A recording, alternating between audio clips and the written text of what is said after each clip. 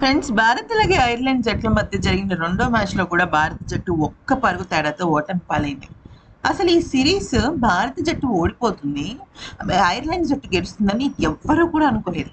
పోనీ జట్టులో ఎవరైనా చిన్న చిన్న బచ్చా ఆటగాళ్ళు ఉన్నారా అంటే సంజు శాంసన్, అభిషేక్ శర్మ, తిలక్ వర్మ, శ్రేయస్ అయ్యర్ ఇలాంటి ఘనులే ఉన్నారు. భారీ హిట్టర్లు కూడా ఉన్నారు. అలాంటి హిట్టర్లు సైతం ఐర్లాండ్ జట్టు వణికించిందంటే ఇంకేం మాట్లాడాలి. అయితే రెండో ఓటమి పైన శ్రేయస్ అయ్యర్ స్పందిస్తూ ఒక ఆటగాడి విషయంలో షాకింగ్ కామెంట్స్ చేస్తూ, మరోవైపు వైభవ్ సూర్యవంశీ గురించి మాత్రం మంచి శుభవార్త చెప్పాడు. అది ఏంటి అనేది ఇప్పుడు మనం తెలుసుకుందాం.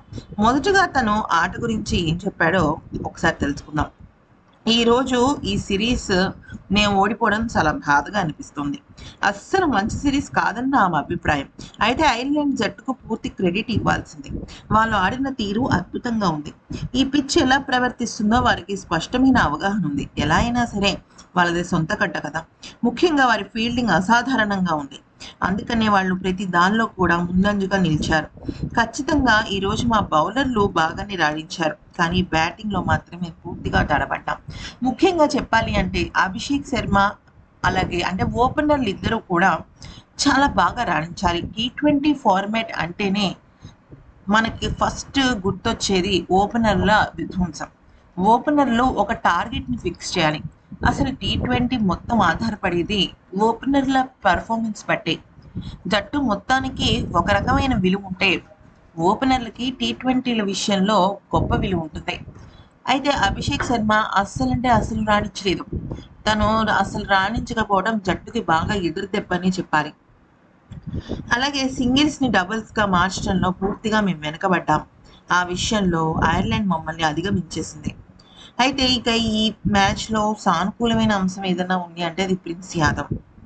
అతను చాలా బాగా ఆడాడు. ఇక వైభవ్ విషయంలోకి వచ్చినట్టయితే ఖచ్చితంగా ఈ సిరీస్లో మేము వైభవ్ని తీసుకోకపోవటం చాలా పెద్ద తప్పేమో అనిపించింది. ఒక్క ఆటగాడిని పక్కన పెట్టి వైభవ్ని తీసుకుని ఉండుంటే బహుశా ఈ రకమైన ఘోర పరాజయం మాకు ఉండేది కాదు. కానీ వైభవ్కి ఇక నుంచి గుడ్ డే స్టార్ట్ అయినట్టే.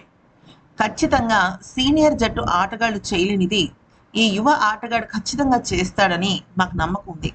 అందుకే జట్టులో తను ఖచ్చితంగా ఎంట్రీ ఇస్తాడు, దానిలో నో డౌట్ అంటూ ఇక వైభవ్ సూర్యవంశీ గురించి ఆకాశానికి ఎత్తేయటమే కాకుండా ఇక రాబోయే సిరీస్లో ఖచ్చితంగా వైభవ్ ప్లేయింగ్ 11లో ఉంటాడు అంటూ మంచి శుభవార్త అయితే చెప్పాడు. ఈ వీడియో కనుక నచ్చితే లైక్ చేసి సబ్స్క్రైబ్ చేసుకోండి.